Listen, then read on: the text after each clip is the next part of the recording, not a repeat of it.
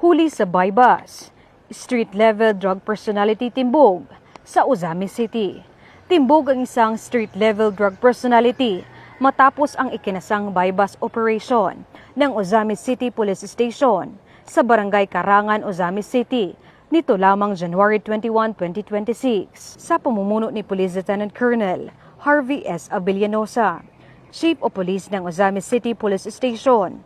Isinagawa ng mga intelligence at operatiba ang operasyon matapos ang masusing intelligence gathering at pagmamanman sa iligal na gawain ng suspect. Nahuli ang suspect sa aktong pagbebenta ng hinihinalang iligal na droga.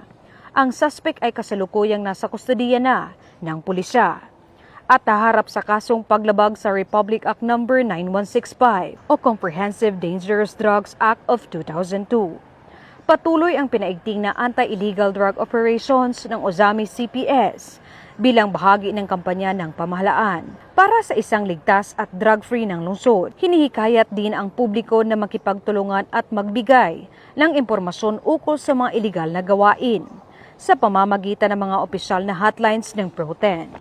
Mula dito sa inyong higalang pulis, Regional Office 10 Public Information Office. Ako ang inyong PNN correspondent, Patrolwoman Jane Rose Bohol, alagad ng batas, tagataguyod ng Balitang Pulis.